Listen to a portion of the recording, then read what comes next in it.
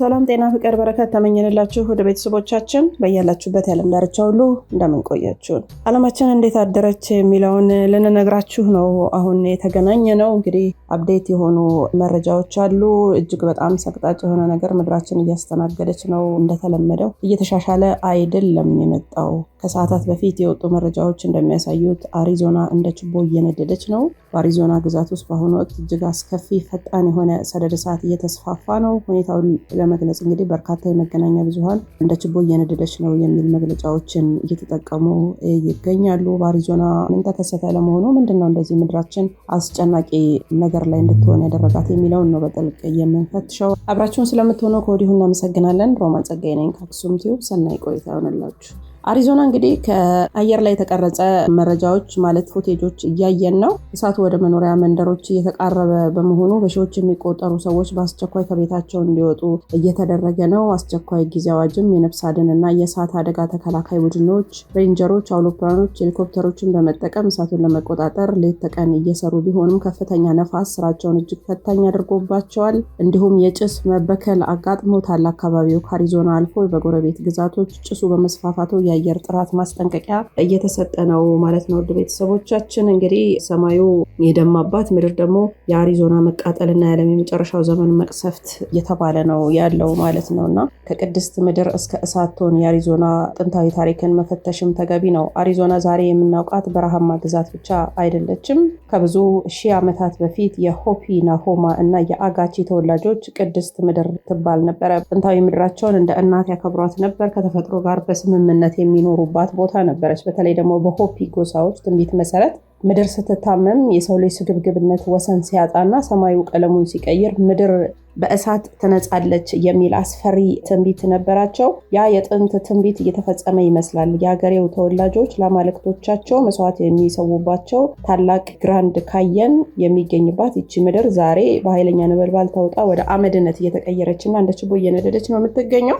የአሪዞና መቃጠል ብቻውን የቆመ ክስተት አይደለም። በነገራችን ላይ መላው ዓለም በአሁኑ ወቅት ከዚህ በፊት አይታ በማታውቀው ታላቅ መቅሰፍት ውስጥ ምድራችን እየማቀቀች ነው። እንግዲህ በዚህ ሳምንት ዕለት ዕለት የምንገናኝበት ግማሹ ጋር ጎርፍ፣ ግማሹ ጋር የበረዶ መቅለጥ፣ የባህር መፍላትና መገንፈል፣ መሬት መንቀጥቀጥ ሙሉ ከተማን ሲያወድም ከትላንት በስቲያም ቻይናን አይታቸዋል። በጣም ዘግናኝ በሆነ ጨለማ ውስጥ ነው እነዚህ ሀገራት ያሉት። እስያን፣ አፍሪካን ጨምሮ በጣም በርካቶች በዚህ 2026 ዋጋ የከፈሉበት ጊዜ ነው። የአሜሪካና የቻይናም ብናይ በአንድ በኩል ታላቁ አሜሪካ በሰደድ እሳትና በገዳይ አውሎ ነፋስ ስትደበደብ፣ በሌላ በኩል ደግሞ የኢኮኖሚ ተቀናቃኟ ቻይና ከባድ ታሪክ ያለው የጎርፍ መጥለቅለቅ የከተሞች በባህር መዋጥ እያጋጠማት ነው። እስያም ስቃይ ውስጥ ናት። በህንድና በፓኪስታን የሚኖሩ በቢሊዮን የሚቆጠሩ ህዝቦች በከፍተኛ የሙቀት ማዕበል፣ በድርቅና ድንገተኛ የባህር መገንፈል ምክንያት መፈናቀልና ሞት እየገጠማቸው ነው። አውሮፓና እስያም ተናውጠዋል። መላው አውሮፓ በሚባል ደረጃ በሙቀት ማዕበል እየተጠበሱ ነው።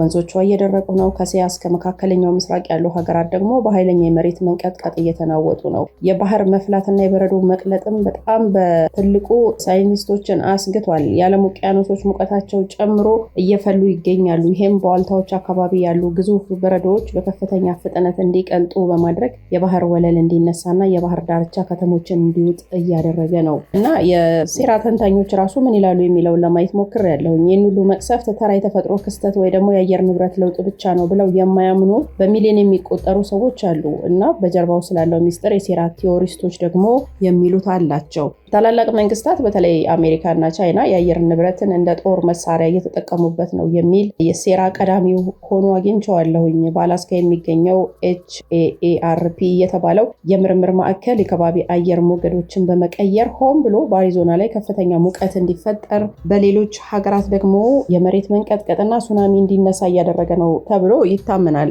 እና ይሄ የአየር ንብረት ጦርነት ሀገራትን የማዳከም ስትራቴጂ ነው ብለው የሚያምኑ አሉ። በርካቶች ግን ይሄ በቃ የምጽአት ቀን ነው እያሉ በርካቶች ወደ ንስሐ ይቀርባሉ። በርካቶችም እግዚአብሔር ይቅር እንዲላቸው እየጸለዩ ለተጨነቁ ነፍሶችም ሲጸልዩ እግዚኦ ሲሉ ነው እየታዩ ያሉት። ግን ቲዎሪስቶች፣ እነዚህ ኮንስፓይሬሲ ቲዎሪስቶች ደግሞ ስለ ብሉ ቢም ፕሮጀክትም እያነሱ ነው። የአዲሱ ዓለም ስርዓትን ለማካሄድ በጣም ከፍተኛ የሆነ ነውጥ አድርገው ሰዎችን አይምሯቸውን ተቆጣጥረው ብሬን ዋሽ አድርገው እነሱ እንግዲህ አስፈሪ ሌላው የዓለም ልሂቃን ግሎባል ኤሊቶች ዓለም ላይ አንድ ጠቅልሎ ለመግዛት ሂደት ላይ ናቸው እየተባለ ነውና አዲሱ የዓለም ስርዓትን ለመመስረት ሆን ብለው የሚፈጥሩት መቅሰፍት ነው የሚሉ አሉ። ሰዎች በፍርሃት ሽባ ማድረግ፣ የምግብና የውሃ እጥረት በመፍጠር ህዝቡ መንግስታትን ሙሉ በሙሉ እንዲታዘዝ ለማድረግ ታስቦ የተፈጠረ ሰው ሰራሽ መቅሰፍትም ነው እያሉ ነው። አንዳንዶች ደግሞ ሳይንቲስቶች የደበቁት ኒቢሩ ወይ ደግሞ ፕላኔት ኤክስ የተባለችው ሚስጥራዊ ኮከብ ወደ ምድር እየተቃረበች በመሆኑ የማግኔት መስኩን በማናወጥ ማዕበል፣ የመሬት መንቀጥቀጥ፣ እሳተ ገሞራዎችን እየቀሰቀሰች ነው የሚሉም አሉ። እንግዲህ አሪዞና እንደ ችቦ መብራትና የመላው ዓለም በታላላቅ መቅሰፍቶች መናወጥ የሰው ልጅ ታሪክ ወደ አዲስ ምዕራፍ ወይ ደግሞ ወደ መጨረሻው ዘመን እየተጓዘ መሆኑን ያሳያል ማለት ነው። ጥንታውያን ህዝቦች አስቀድመው የተናገሩት የቁጣ ዘመን ይሁን ወይ ደግሞ የቴክኖሎጂ ልሂቃን ሚስጥር ሴራ ምድራችን ዛሬ በታላቅ ትራጀዲ ውስጥ የምትገኝበት ሰዓት ላይ ነው ያለችው። የሰው ልጅ ከዚህ መቅሰፍት ይተርፋል ወይስ በራሱ ሰዓት ተለብልቦ ይጠፋል የሚለው ጥያቄ የሁላችንም ስጋት ነው። ውድ ቤተሰቦቻችን፣ ግን የአሪዞና መቃጠል በጣም ዘግናኝ ነው። በዚሁም ደግሞ ጎረቤት ሀገራትንም በጭሱም ሆነ በነበልባሉ ሊያዳርስ ይችላል ተብሎ ተሰግቷል። ከታላቋ አሜሪካ ስለ አሪዞና የሚወጡ መረጃዎች እንግዲህ አሁን ላይም እያየሁት ነው ያለሁት። ይህን መረጃ እየሰራሁላችሁ እያየሁት ነው። ከፍተኛ የሆነ የሰማይ ቁጣ እየታየ እንደሆነ እየዘገቡ ነው የአሜሪካ ሚዲያዎች እና ከሰዓታት በፊትም ከታላቋ አሜሪካ የወጡ ሰበር መረጃዎች መላው ዓለምን ነው ያስደነገጡት። እንደ ችቦ እየነደደች ያለችው አሪዞና ሰማዩም በደምና በጭስ የተበከለ ይመስላል። ከ1000 በላይ የእሳት አደጋ ኃይሎች፣ ግዙፍ አውሮፕላኖች፣ የሳተላይት መቆጣጠሪያዎች እሳቱን ለመግታት ሌት ተቀን እየተረባረቡ ቢሆንም ምድር ግን ቁጣዋን እየገለጸች ይመስላል። ምክንያቱም ማቆም አልተቻለም። ይሄ እሳት ተራ የተፈጥሮ ክስተት እንዳልሆነ ብዙዎች ይገምታሉ። ዓለማችን የገባችበት ታላቅ መቅሰፍት ማሳያ ነው እያሉ ነው። እንግዲህ ዛሬ እቺ እንደ እቶን እሳት እየነደደች ያለችው አሪዞና ጥንታዊ ታሪኳ ለእኔ በግሌ በጣም ነው የሚያስገርመኝ። ዛሬ በደረቅ በረሃነቷና በድንጋያማ ካኒዮኖቿ የምናውቃት። በነገራችን ላይ በረሃማና ድንጋይ ስል ግራ እንዳትጋቡ። ብዙዎች አሪዞናን በረሃ ድንጋያማ ካየን ብቻ አድርገው ያስቧታል። ነገር ግን እውነታው ሌላ ነው። አሁን እሳቱ እየነደደ ያለበት የሴዶና የኮኮኒኖ ምድር በሚሊዮን የሚቆጠሩ ግዙፍ ጥንታውያን ዛፎች የሞሏት ታላቅና ጥቅጥቅ ያለ ደን አላት። ይህ ለዘመናት የኖረ ግዙፍ የደን ስነ ምህዳር ነው እና በደረሰው ከፍተኛ ሙቀት ምክንያት እንደ ክብሪት ደርቆ ለታላቁ እሳት መጫሪያ ሆኗል ማለት ነው እና እሳቱ በበረሃ ላይ ሳይሆን በእነዚህ ግዙፍና ጥቅጥቅ ያሉ ዛፎች ላይ በመነሳቱ ነው በአጭር ጊዜ ውስጥ ከ27,000 ኤከር በላይ ደንን አመድ ያደረገ እንደ ችቦ እንዲነድ ያደረገው ማለት ነው እና የሰው ላይ ስልጣኔና የአየር ንብረት መዛባት ይህንን ለምለምና አረንጓዴ ገነት የነበረችውን ጥቅጥቅ ያለች ደን ወደ አስፈሪ የእሳት ሲኦል ቀይሮታል ማለት ነው። በረሃና ጥቅጥቅ ያለ ደን ስላችሁ ግራ እንዳትጋቡ። ምክንያቱም አሪዞና በሁለት ትከፈላለች ማለት ነው። ለምሳሌ በጂኦግራፊ አቀማመጧ በሁለት ታላላቅ ክፍሎች ትከፈላለች። አሪዞና መስመሩን የሚለየው ሞጎሎን ሪም የሚባለው ታላቅ የተራራ ሰንሰለት ነው። የደቡብና የምዕራብ ክፍሏ ፍጹም በረሃማና ድንጋይ ነው ማለት ነው። የግዛቱ የታችኛውና መካከለኛው ክፍል ለምሳሌ ታዋቂዎቹ ከተሞች ፊኒክስ እና ቱሶን ያሉበት ሶኖራ በረሃ ይባላል። የዚህም እንግዲህ ለእንደ ማስረጃ ከፈለጋችሁ ደግሞ ይህ አካባቢ ከአለት፣ ከሸለቆ፣ ከቀይ ድንጋይና ሳጎሮ ከሚባሉ ግዙፍ የበረሃ ቁልቋሎች በስተቀር ጫካ የለውም ማለት ነው። እጅግ በጣም ሞቃታማ እና ድንጋያማ ነው። የሰሜኑና የምስራቁ ክፍል ደግሞ ጥቅጥቅ ያለ ደን ነው ማለት ነው። ከሞሎጎን ሪም በላይ ያለው ከፍታ ቦታ ላይ ደግሞ ፍጹም የተለየ ነው። እዚህ ጋር ጥቅጥቅ ያሉ ደኖች ያሉት ነው። በአሁኑ ሰዓት እሳቱ እየነደደበት ያለው የኮኮኒካ ብሔራዊ ደን በዚህ ቀጠና ውስጥ ይገኛል። ይሄ ደን በዓለማችን ላይ ካሉት ትላልቅ ቀጣይነት ካላቸው የፖንደሮሳ ጥድ ስነ ምህዳሮች አንዱ ነው ማለት ነው። ግራ እንዳትጋቡ ብዬ ነው ውድ ቤተሰቦቻችን። ስለዚህ አሪዞና በሁለት እንደሚከፈል ላስታውሳችሁ ወዳለሁኝ።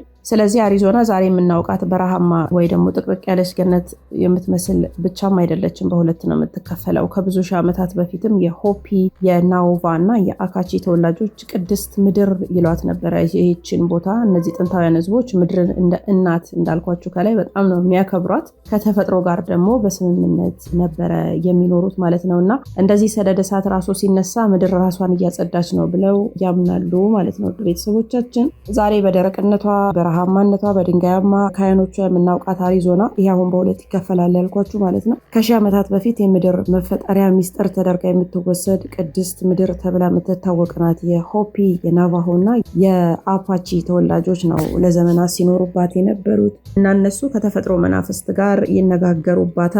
ለዛም ቅድስት ምድር ይሏታል ይላል የታሪክ ሰነዷ።